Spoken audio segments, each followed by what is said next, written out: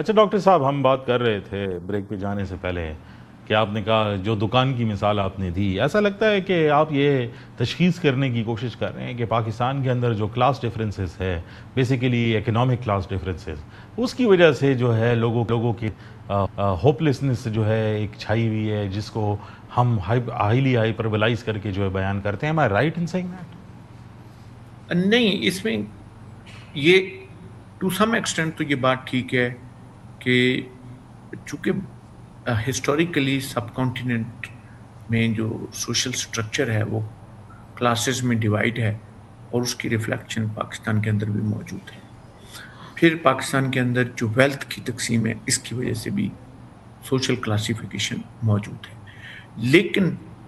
میں آپ کو دعوے سے یہ بات بتاتا ہوں کہ بالکل آپ ریزلٹس اٹھا کے دیکھ لیں، جو ایگزامینیشنز کے رزلٹ ہوتے ہیں، کمپٹیشن ایگزامینیشنز کے رزلٹ ہوتے ہیں، عام مڈل کلاس یا لوور مڈل کلاس کے لوگ بھی اتنے ہی سکسیسفل ہیں، بلکہ بعض کیسز میں وہ پریولیجڈ کلاسز سے زیادہ سکسیسفل ہیں. میں نے ایک گاؤں کے پرائمری اسکول سے، جس میں ٹاٹ بھی نہیں تھا، وہاں سے بیٹھ کے پڑھا تھا، اور آج میں ایک یونیورسٹی کا وائس چانسلر. اور یہ صرف میری کہانی نہیں ہے، آپ کتنے پاکستانیوں کی اس قسم کی کہانیاں سن سکتے ہیں جو انٹرنیشنل فورمز پہ پاکستان کو ریپرزینٹ کر رہے ہیں، یونائٹڈ نیشنز میں ہیں، امریکہ اور برطانیہ کی بڑی بڑی جگہوں پہ سیٹلڈ ہیں، لیکن وہ پاکستان کی ایک عام رولر مڈل کلاس سے اٹھ کے آگے گئے. خود پاکستان کے اندر بڑے بڑے بزنس مین ایسے ہیں جن کا سٹارٹ اپ جو ہے وہ انتہائی معمولی سی چیز کے ساتھ ہوا تھا. لیکن یہ جو تو میمز والی جنریشن ہے اور جو سوشل میڈیا والی جنریشن ہے، اگر ہم جین زی کی جو ہے وہ بات کرتے ہیں، اور خصوصی طور پر اس جنریشن کی جو سن 2000 کے بعد کے اوائل کے جو ہے وہ پیدا ہوئے، انہوں نے جو پاکستان کا ایک پولیٹیکل سیٹ اپ دیکھا، یا ان کی جو ایک جوائنٹ میمری ہے، اس کے اندر تو بہت ساری ایسی چیزیں ہیں جس کے ساتھ ان کے ہسٹوریکل کوئی ایموشنل کوریلیشن اس طرح نہیں ہے جس طرح میرے اور آپ کی جنریشن کی شاید ہو. یہ بات آپ کی بات ٹھیک ہے. اصل میں دیکھیں، آئیڈیالوجیکل کنفیوژن پہلے بھی موجود تھی، اور وہ کنفیوژن سوشل میڈیا نے آ کے اس کنفیوژن کو ملٹی پلائی کر دیا. پھر اس کو الگوریدم نے جو ہے وہ ملٹی پلائی کر دیا. تو ایک کلیئر ڈائریکشن جو ہے وہ ایک چیلنج ہمارے سامنے موجود ہے. ہمارے سامنے مثال کے طور پہ میں ذاتی طور پہ سمجھتا ہوں کہ پاکستان بننے کی جتنی بھی وجوہات، کوئی اس کی اکنامک وجوہات ہے، کوئی سوشل وجوہات بتاتا ہے، کوئی ریلیجس وجوہات بتاتا ہے، عام طور پہ عام ڈسکورس میں یہ سمجھا جاتا ہے کہ یہ شاید ایک دوسرے سے کانفلکٹنگ ہے. میں کہتا ہوں کہ یہ ایک دوسرے سے کانفلکٹنگ نہیں ہے، بلکہ یہ ساری کی ساری وجوہات ایک دوسرے کو کمپلیٹ کرتی ہیں، اور یہ ایک دوسرے کو کانٹیسٹ نہیں کرتی. تو اس اصل میں ہمیں مثال کے طور پہ میں ایک اور نیشنل لینگویج کے حوالے سے، ریجنل لینگویجز کے حوالے سے، عموماً جب ہم بات کرتے ہیں تو ہمارے ہاں یہ تصور ہوتا ہے کہ جی اگر آپ نے نیشنل لینگویج کو پروموٹ کرنا ہے تو آپ ریجنل لینگویجز کو پروموٹ نہ کریں. حالانکہ میں یہ سمجھتا ہوں کہ اس کے برعکس جو ریجنل لینگویجز ہیں وہ پاکستانی لینگویجز ہیں، ان کی پروموشن اٹ سیلف پاکستان کی پہچان ہے، وہ پاکستان کی آئیڈینٹی کا حصہ ہے. اگر کوئی پشتو بولتا ہے، کوئی بلوچی بولتا ہے، کوئی سندھی بولتا ہے، کوئی پنجابی بولتا ہے، اردو بولتا ہے، وہ سب پاکستانی زبانیں ہیں، اور وہ پاکستان کی آئیڈینٹی کو ریفلیکٹ کرتی ہیں. تو ہمیں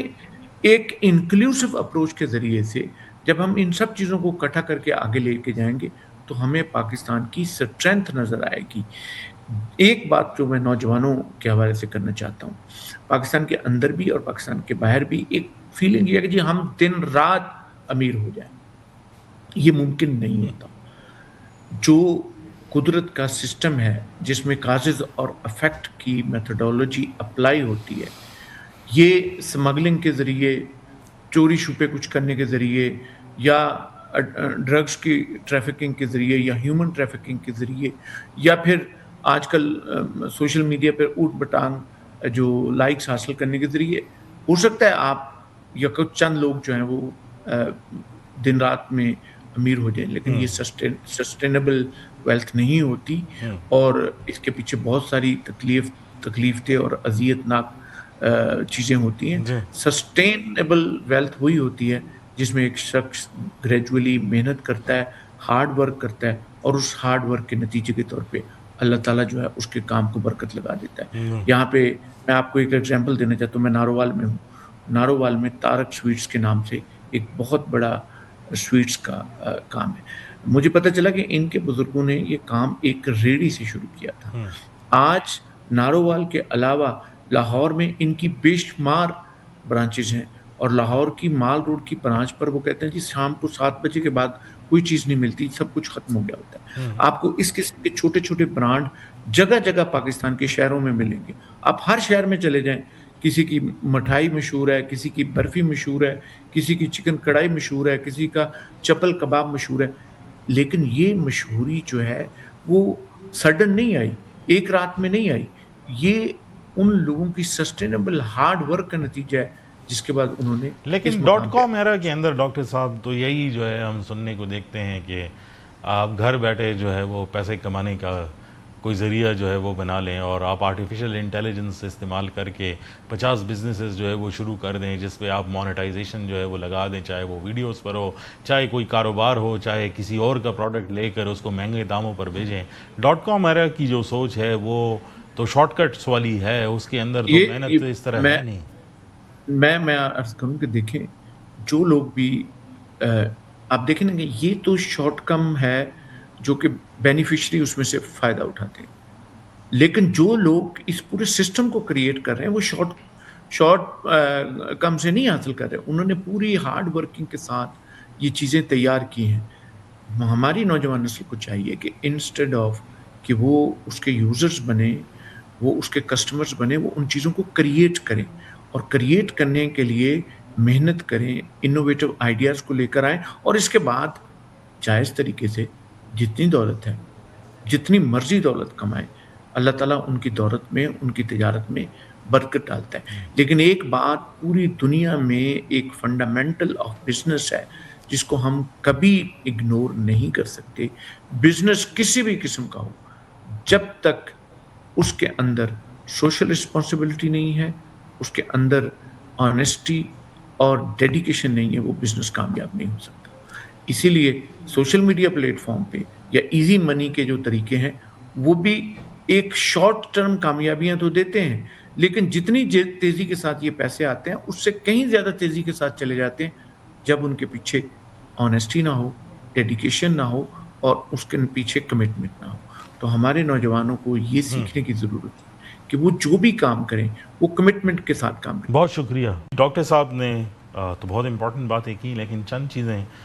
جو سگنیفیکنٹ ہیں اس کے اندر انہوں نے کریٹیکل تھنکنگ کی امپورٹنس کی جو ہے وہ بات کی, اور ایک اوورٹ کرٹیسزم کو اپنے اوپر اور اسٹیٹ کے اوپر اس کو بھی جو ہے ایک جو ہائپربلائز کر کے سوشل میڈیا کے اوپر پھیلایا جاتا ہے اس کے حوالے سے بھی انہوں نے بات چیت کی. لیکن مور امپورٹنٹلی انہوں نے کہا کہ معاشرہ جو ہے وہ ایک ایولیوشنری پروسیس سے گزر کے جو ہے وہ آتا ہے, اس میں شارٹ کٹس لینا اپنے لیے بھی نقصان دہ ہے, اور اسے یہ توقع کرنا کہ یہ شارٹ کٹس ہمیں کسی سسٹینیبل ڈیولپمنٹ کی طرف لے جائیں گے, یہ بھی ایک خام خیالی ہے.